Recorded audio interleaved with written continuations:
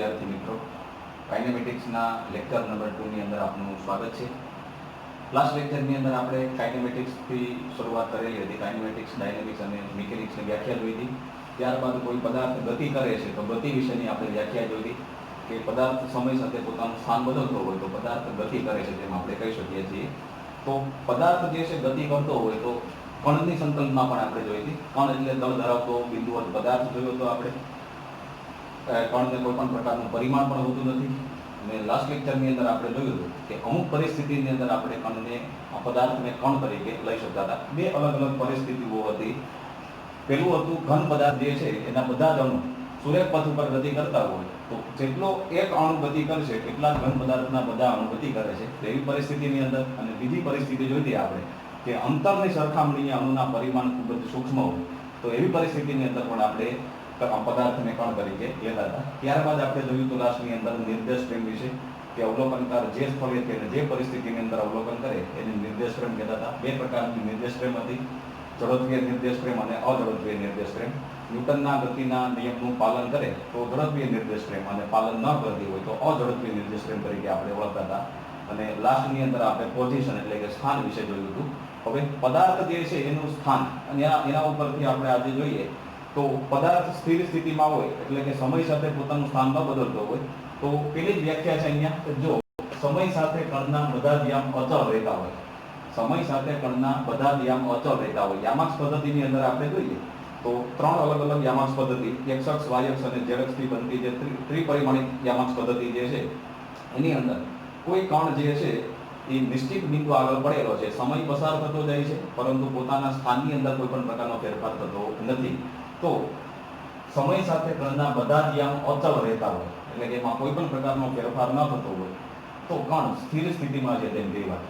તો યામાક્ષની અંદર આપણે કોઈ પણ કણ ધારી લઈએ અને એની અંદર કોઈ એક સમયના માપન માટે કોઈ ઘડિયાળ લઈ લઈએ તો કણ જે છે એ સમય પસાર થતો જાય છે પણ કોઈ પણ યામમાં એક્સ યામ હોય, વાય યામ હોય અથવા તો ઝેડ યામ એના ઉપર કોઈ પણ પ્રકારનો જો ફેરફાર ન થતો હોય તો કણ સ્થિર સ્થિતિમાં છે તેમ આપણે કહી શકીએ છીએ. આ યામાક્ષ પદ્ધતિની અંદર આપણે જોઈએ તો અહીંયા કોઈ એક કણ ધારો કે પડેલો છે.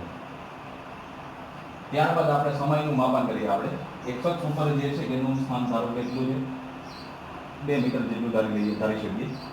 વાય અક્ષ ઉપર પણ કંઈક સ્થાન છે એનું અને એવી જ રીતે ઝેડ અક્ષ ઉપર પણ એનું કંઈક સ્થાન છે. તો સમય સાથે એના યામમાં કોઈ ફેરફાર ન થતા હોય અથવા તો પોતાની જે પોઝિશન છે એ જ પોઝિશનમાં રહેતો હોય તો કણ જે છે એ સ્થિર સ્થિતિમાં છે આપણે કહી શકીએ છીએ. ત્યારબાદ જોઈએ એના પછી એક પરિમાણિક ગતિ આવે છે.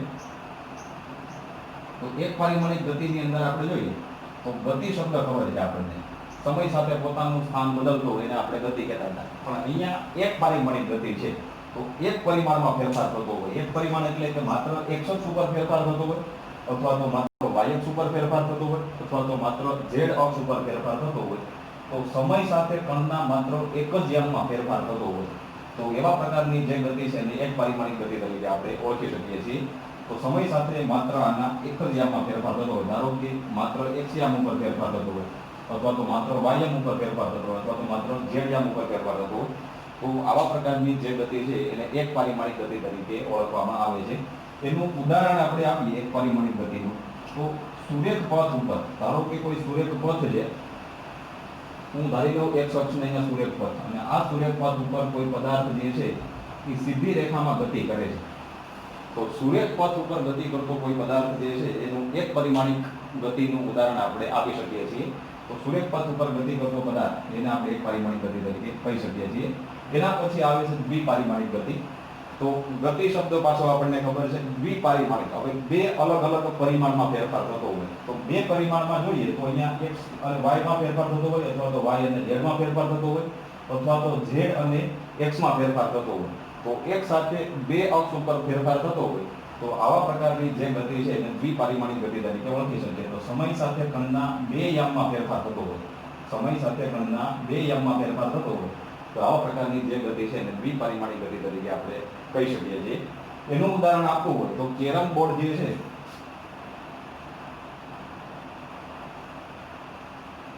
એની અંદર જે પણ કુકરીઓ હોય છે એ ગતિ કરતી હોય છે તો અહીંયા કેરમ બોર્ડ જે છે આપણે એને દ્વિપરિમાણની અંદર દર્શાવી શકીએ છીએ. આને એક્સ અક્ષ કહી શકું અને વાય અક્ષ કહી શકું. તો કેરમ બોર્ડની જે પણ કુકરીઓ ગતિ કરે છે એ આપણે જોઈ શકીએ છીએ x અને y થી બનતા સમતલની અંદર ગતિ કરતી હોય તેવું લાગે છે. તો પરિણામે કેરમ બોર્ડની કુકરીઓ જે છે એની દ્વિપરિમાણીય ગતિ તરીકે આપણે લઈ શકીએ છીએ. ત્યારબાદ આવે છે ત્રિપરિમાણીય ગતિ આવે છે. તો સમય સાથે ત્રણે ત્રણ અક્ષ ઉપર જો ફેરફાર થતો હોય તો એવા પ્રકારની ગતિને ત્રિપરિમાણીય ગતિ તરીકે ઓળખવામાં આવે છે. ત્રણે ત્રણ અક્ષ ઉપર એક સાથે ફેરફાર થતો હોય x, y અને z, એ ત્રણે ત્રણ અક્ષ ઉપર જો ફેરફાર થતો હોય તો આવા પ્રકારની ગતિ જે છે એને ત્રિપરિમાણીય ગતિ તરીકે ઓળખવામાં આવે છે. તો એનું ઉદાહરણ આપવું હોય તો હવાની અંદર ઉડતા પક્ષીઓ છે અથવા તો બગીચાની અંદર ઉડતું પતંગિયું જે છે એનું ઉદાહરણ આપણે ત્રિપરિમાણીય ગતિ તરીકે આપણે આપી શકીએ છીએ. તો x અક્ષ, y અક્ષ અને z અક્ષ ત્રણે ત્રણમાં એક સાથે જો ફેરફાર થતો હોય તો આવા પ્રકારની ગતિ જે છે એને ત્રિપરિમાણીય ગતિ તરીકે ઓળખી શકીએ છીએ. એના પછી આવે છે પથ લંબાઈ. તો પથ લંબાઈની વ્યાખ્યા જોઈએ, કોઈ પણ સમયગાળામાં કણે કાપેલા અંતરને પથ લંબાઈ અથવા તો કુલ અંતર કહે છે.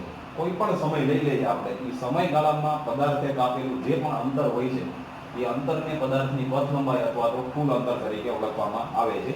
હવે કોઈ રસ્તા ઉપર પદાર્થ ગતિ કરતો હોય તો જેટલું તેને અંતર કાપેલું છે એ અંતરને જ પદાર્થની પથ લંબાઈ તરીકે ઓળખવામાં આવે છે. તો એનું સૂત્ર આપણે આપવું હોય તો પથ લંબાઈ = કાપેલું કુલ અંતર.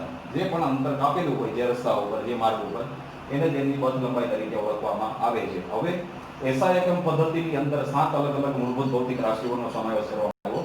એમાં લંબાઈના માપન તરીકે, હવે અંતર છે એક પ્રકારે, અંતર એટલે એક પ્રકારનું લંબાઈનું માપન થયું. તો લંબાઈના માપન માટે એસઆઈ એકમ પદ્ધતિની અંદર એકમ છે મીટર. તો એના ઉપરથી પથ લંબાઈનો એકમ છે મીટર અને એની સંજ્ઞા છે સ્મોલ m.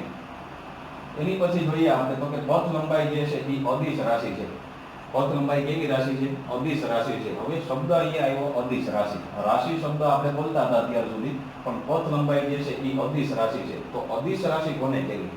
તો વ્યવહારની અંદર જોઈએ તો ઘણી બધી ભૌતિક રાશિઓ જે છે એ અલગ અલગ પરિસ્થિતિઓમાંથી, અલગ અલગ ઘટનાઓમાંથી ઉપજી આવેલી છે. તો આ રાશિઓમાંથી અમુક રાશિઓ એવી છે કે એમની જાણકારી માટે, એની સંપૂર્ણ માહિતી માટે માત્ર મૂલ્યની જરૂર પડતી હોય, અને અમુક રાશિઓ એવી છે એની સંપૂર્ણ માહિતી માટે મૂલ્ય ઉપરાંત દિશાની જરૂર પડતી હોય. તો અદિશ રાશિ જે છે એની વ્યાખ્યા આપીએ તો જે રાશિની સંપૂર્ણ માહિતી માટે માત્ર મૂલ્યની જરૂર પડતી હોય, શેની જરૂર પડતી હોય? માત્ર મૂલ્યની જરૂર પડતી હોય, તો એવી રાશિ જે છે એને અદિશ રાશિ તરીકે ઓળખવામાં આવે છે. તો ઘણી બધી ભૌતિક રાશિઓ એવી છે એમની સંપૂર્ણ જાણકારી માટે માત્ર મૂલ્યની જરૂર પડતી હોય છે. દળ છે, સમય છે, પથ લંબાઈ છે. તો આ બધી ભૌતિક રાશિઓ જે છે એનો સમાવેશ અદિશ રાશિ તરીકે થાય છે. એની સંપૂર્ણ માહિતી માટે માત્ર મૂલ્યની જરૂર પડે છે. ત્યારબાદ આવે છે એનું પારિમાણિક સૂત્ર. ચેપ્ટર નંબર 2 ની અંદર જે છે એકમ અને માપનની અંદર જે પણ ભૌતિક રાશિઓ જે છે એને સરળ અને ટૂંકી રીતે દર્શાવવું તેને પારિમાણિક સૂત્રના સ્વરૂપમાં દર્શાવવામાં આવે છે. હવે અહીંયા m, l અને t કેપિટલમાં છે. આ કેપિટલ M જે છે એ માસ માટે છે, કેપિટલ L જે છે એ લેન્થ માટે છે અને કેપિટલ T જે છે એ ટાઈમ માટે છે. જો દળ હોય, દળનું એક પરિમાણ હોય તો m1 તરીકે લખશું. લંબાઈ હોય એક જ વખત તો l1 લખશું. સમયનું પરિમાણ એક જ વખત હોય, રાશિ એક જ વખત આવતી હોય તો એનું પરિમાણ t1 તરીકે લખશું. તો અહીંયા જોઈ શકીએ છીએ કે લંબાઈના માપનમાં મીટર એક વખત આવે છે. બાકીનો અહીંયા દળનો પણ ઉલ્લેખ નથી થતો અને સમયનો પણ અહીંયા ઉલ્લેખ થતો નથી. તો અહીંયા m0, દળનું પરિમાણ નથી એટલે m0. અહીંયા મીટર તરીકે છે એટલે કે લંબાઈ જે છે કાંઈ ન હોય તો અહીંયા 1 ઘાત હોય છે. તો પરિણામે જે છે તેના ઉપરથી અહીંયા લંબાઈનું પરિમાણ એટલે કે l1 અને અહીંયા સમયનો પણ ઉલ્લેખ થતો નથી એકમની અંદર, એટલા માટે t0 થશે. તો એનું પારિમાણિક સૂત્ર થશે m0, l1 અને t0. શોર્ટમાં લખવું હોય આપણે આને તો l1 તરીકે પણ તમે આને લખી શકો છો. બાકીના બે પરિમાણ જે 0 છે એને ન લખો તો પણ ચાલે એની અંદર. ત્યારબાદ જોઈએ તો પથ લંબાઈનું મૂલ્ય હંમેશા ધન હોય છે. કે જે પણ પથ લંબાઈ અથવા તો પદાર્થ અથવા તો કણ જે અંતર કાપે છે એ અંતર હંમેશા શેમાં હોય છે? ધનમાં હોય છે.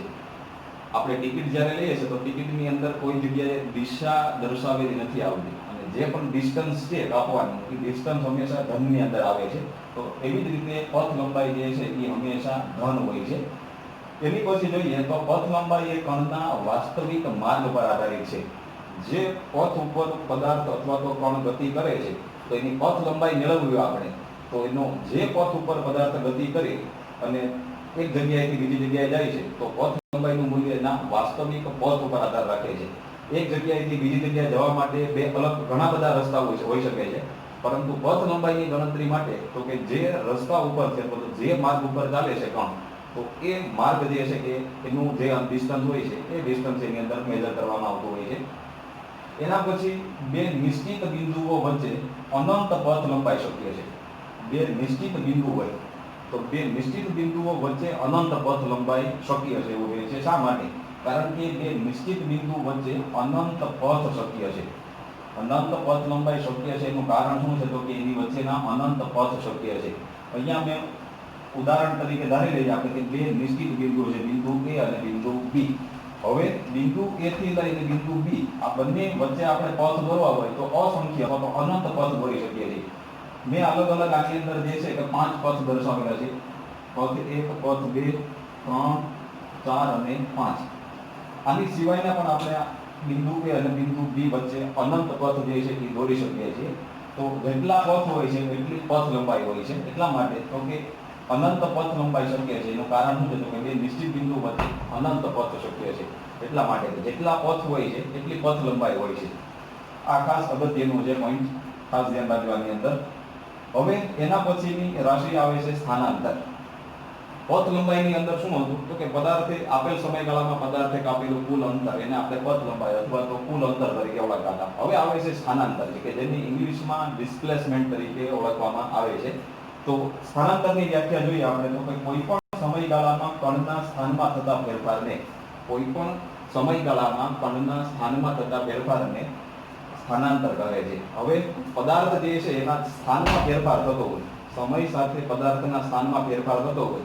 ધારી લઈએ કે પોઝિશન શરૂઆતમાં અહીંયા છે, સમય પસાર થયો અને પોઝિશન અહીંયા આવી ગઈ તો પદાર્થે એટલું સ્થાનાંતર કર્યું એમાં આપણે કહી શકીએ છીએ. તો કોઈ પણ સમયગાળાની અંદર પદાર્થના સ્થાનમાં થતા ફેરફારને સ્થાનાંતર તરીકે ઓળખવામાં આવે છે.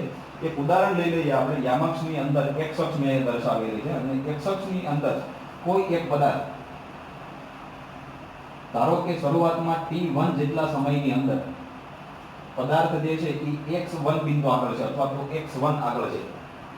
હવે સમય પસાર થતો જાય છે અને પદાર્થ જે છે એ t1 સમયમાંથી t2 જેટલા સમયની અંદર x1 માંથી એની પોઝિશન થઈ જાય છે x2 જેટલી.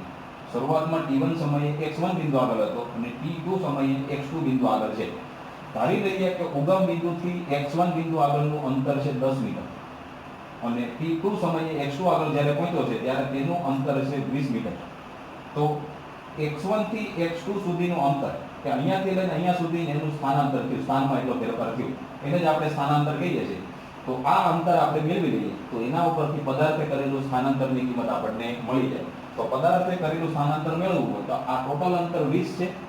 એ 20 માંથી આપણે 10 બાદ કરીએ, આ અંતરમાંથી આપણે આ અંતર બાદ કરીએ તો આપણને x1 અને x2 વચ્ચેનું જે અંતર છે એ અંતરનું મૂલ્ય આપણને મળશે. એટલે કે 20 માંથી 10 બાદ કરીએ આપણે તો એની વચ્ચેનું જે પણ સ્થાનાંતર થયેલું જે સ્થાનાંતર છે આપણને મળશે. તો ડેલ્ટા x x2 - x1 તફાવતને હંમેશા ડેલ્ટા સંજ્ઞા વડે દર્શાવવામાં આવે છે. અહીંયા તો 20 - 10 10 તો એનું સ્થાનાંતર થશે 10 મીટર. હવે સ્થાનાંતરનું સૂત્ર આપણે આના ઉપરથી આપવું હોય તો x2 જે છે એની છેલ્લી પોઝિશન છે, અહીંયા અંતિમ સ્થાન છે અને x1 જે છે એ એનું પ્રારંભિક સ્થાન છે.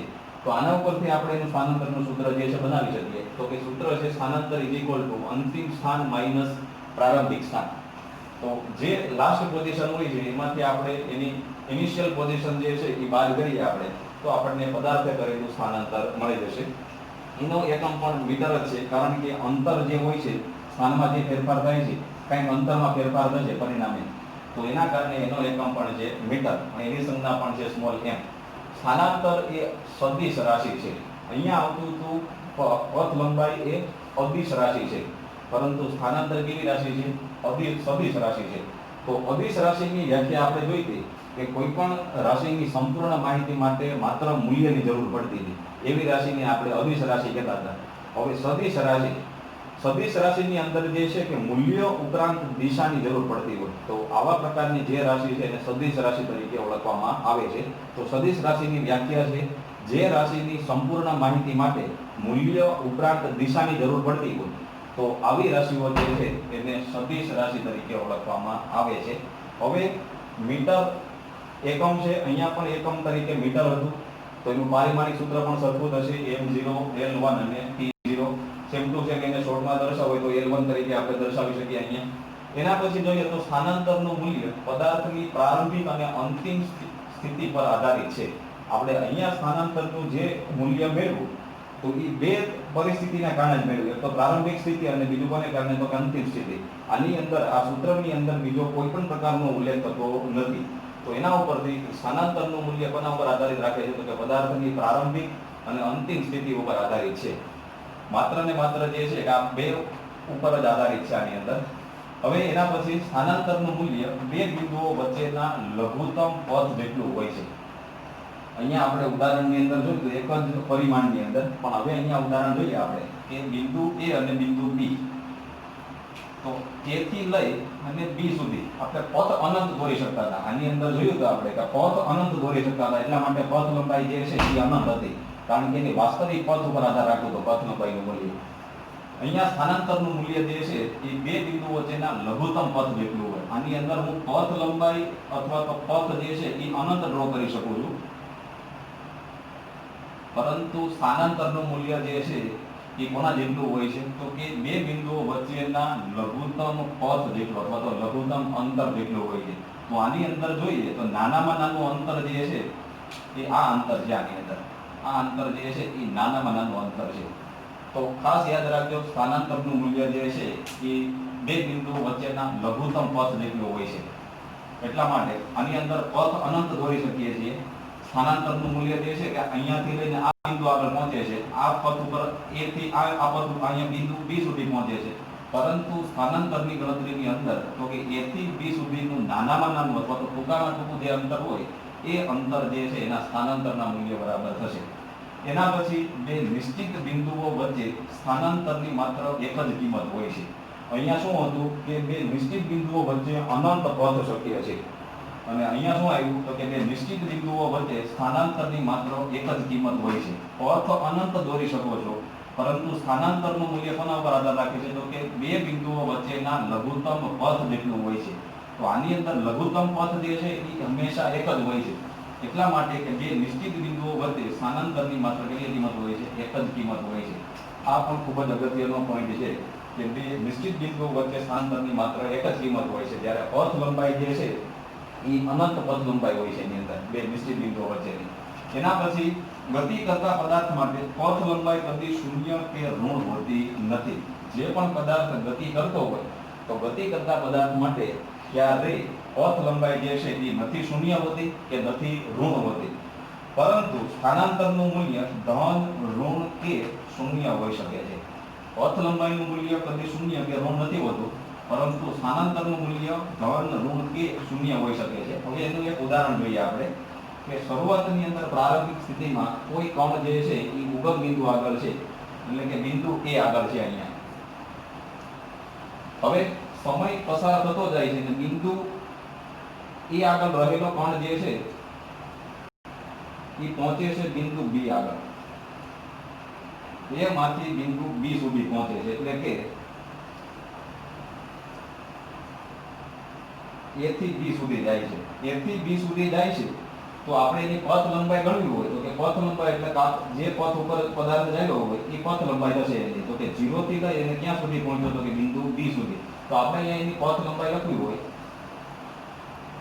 તો પથ લંબાઈ થશે 30 મીટર. હવે વાત કરીએ આપણે સ્થાનાંતરની. તો કે સ્થાનાંતર જે છે કોના પર આધાર રાખે છે કે પ્રારંભિક અને અંતિમ સ્થિતિ ઉપર આધાર રાખે છે. તો કે પ્રારંભિક સ્થિતિ ક્યાં છે? બિંદુ A આગળની, અને અંતિમ સ્થિતિ ક્યાં છે? બિંદુ B આગળની. તો અંતિમ માઈનસ પ્રારંભિક કરીએ, અંતિમ કેટલું છે અહીંયા 30 અને પ્રારંભિક કેટલું છે અહીંયા 0. તો સ્થાનાંતરની કિંમત મેળવવી આપણે તો કે 30 minus 0 is equal to 30 metre. તો પથ લંબાઈ પણ આપણને 30 મીટર મળી અને સ્થાનાંતરની કિંમત પણ આપણને કેટલી મળી? 30 મીટર મળી. હવે આની આ જ પરિસ્થિતિની અંદર પદાર્થ જે છે બિંદુ B આગળથી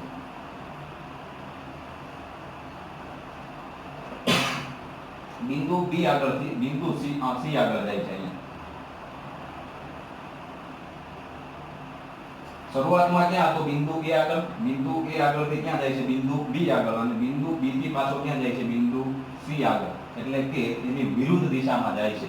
તો શરૂઆતમાં A થી B એટલે 30, પાછું B થી C સુધી એટલે કે આ 30 પાછું અને આ 30 પાછું, એટલે કે ટોટલ 60, 60 વત્તા 30 એટલે કે એની પથ લંબાઈ આપણે ગણતરી કરવી હોય તો પથ લંબાઈ થશે AB. સૌથી પહેલા તો બિંદુ A થી ક્યાં જાય છે બિંદુ B સુધી, તો કે આ પથ, અને B થી પાછો ક્યાં જાય છે તો કે C સુધી. AB વત્તા શું થશે અહીંયા BC, પહેલા A થી B સુધી અને પછી B થી C સુધી જાય છે, તો કે A થી B નું અંતર કેટલું છે અહીંયા તો કે 30 મીટર છે, પ્લસ B થી લઈ અને C સુધીનું અંતર, તો કે ટોટલ અંતર જે છે આ, તો કે આ 30 અને આ 30, તો કે ટોટલ જે છે કે BC નું અંતર થશે 60, એટલે કે એની પથ લંબાઈ થશે 90 મીટર. હવે વાત કરીએ સ્થાનાંતરની. અહીંયા સ્થાનાંતર જે છે એના માટે આ પોઈન્ટ અગત્યનો છે. તો સ્થાનાંતરનું સૂત્ર શું હતું? અંતિમ સ્થાન માઈનસ પ્રારંભિક સ્થાન. અહીંયા અંતિમ સ્થાન ક્યાં છે બિંદુ C આગળ છે અને પ્રારંભિક સ્થાન ક્યાં છે બિંદુ A આગળ. તો અંતિમ સ્થાન આગળનું અંતર કેટલું છે અહીંયા તો કે -30, અને પ્રારંભિક સ્થાન જે છે એ કેટલું છે કે તો કે 0 અહીંયા. તો -30 - 0 એટલે કેટલું મળશે -30 મીટર. તો એનું સ્થાનાંતર કેટલું થયું -30 મીટર, પણ પથ લંબાઈ કેટલી થઈ 90 મીટર. પથ લંબાઈ જે છે કે એનું મૂલ્ય કદી ઋણ હોતું નથી. આપણે અહીંયા જોયું હતું કે પથ લંબાઈનું મૂલ્ય જે છે એ ઋણ હોતું નથી. એટલા માટે કે જે ઋણ અંતર છે એ ઋણ અંતર પણ આપણે કેવી રીતે ધારી શકીએ, ધારવું પડે છે, આપણે ટર્મની અંદર ધારવું પડે છે. અને છેલ્લી પરિસ્થિતિ, C થી પાછો જે છે એ બિંદુ A આગળ આવે છે. C થી પાછો ક્યાં આવે છે બિંદુ A આગળ. તો પથ લંબાઈની ગણતરીની અંદર AB વત્તા BC વત્તા શું થશે CA, AB વત્તા BC વત્તા CA, CA જે છે કે એ અંતર આપણે એડ કરીએ આ પરિસ્થિતિની અંદર, તો આપણને ત્રીજી પરિસ્થિતિની પથ લંબાઈ મળશે. તો પથ લંબાઈ મળશે અહીંયા 90 વત્તા 30, તો કે 120 મીટર. તો આની પથ લંબાઈ થશે કેટલી 120 મીટર. હવે સ્થાનાંતરની વાત કરીએ તો સ્થાનાંતર જે છે એ કોના મૂલ્ય કોના પર આધાર રાખે તો પ્રારંભિક સ્થિતિ અને અંતિમ સ્થિતિ.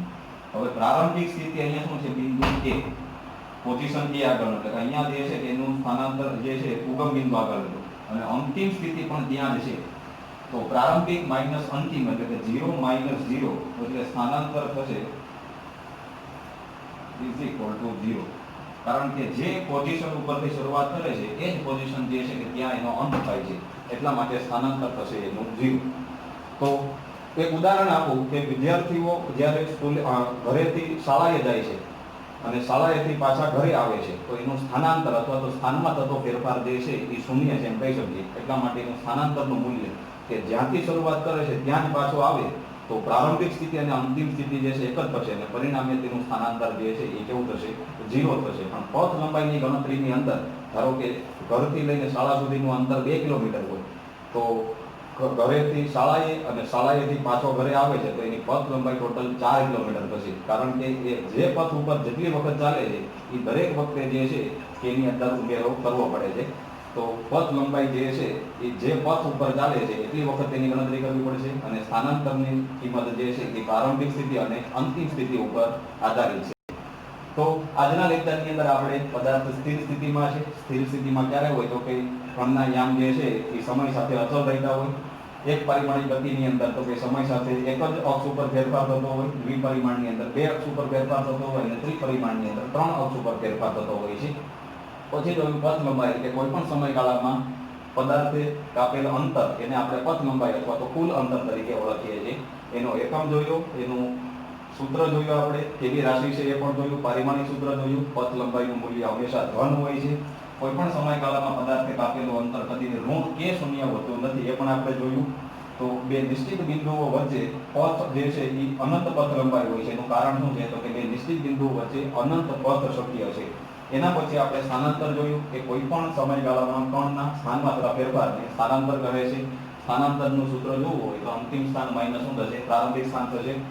એકમ છે મીટર. સ્થાનાંતરનો એક સ્થાનાંતર જે છે એ આના કરતા વિરુદ્ધ સદિશ રાશિ તરીકે લઈ શકીએ છીએ. પારિમાણિક સૂત્ર જે છે આનો એકમ સરખો બંનેના સરખા છે એટલે પારિમાણિક સૂત્ર પણ સરખું થશે. અને સ્થાનાંતરનું મૂલ્ય કોના પર આધારિત છે? તો કે પ્રારંભિક અને અંતિમ સ્થિતિ ઉપર આધારિત છે. સ્થાનાંતરનું મૂલ્ય બે બિંદુઓ વચ્ચેના લઘુત્તમ પથ જેટલું હોય છે અને એ હંમેશા એક જ હોય છે. પથ અનંત શક્ય છે, પરંતુ સ્થાનાંતરનું મૂલ્ય જે છે હંમેશા એક જ હોય છે. ગતિ કરતા પદાર્થ માટે પથ લંબાઈ કદી શૂન્ય કે ઋણ હોતી નથી, પરંતુ સ્થાનાંતરનું મૂલ્ય કેવું હોય છે? ધન, ઋણ કે શૂન્ય હોઈ શકે છે. તો આજના લેક્ચરની અંદર આપણે મહત્વના બે ટોપિક ભણ્યા: પથ લંબાઈ અને સ્થાનાંતર.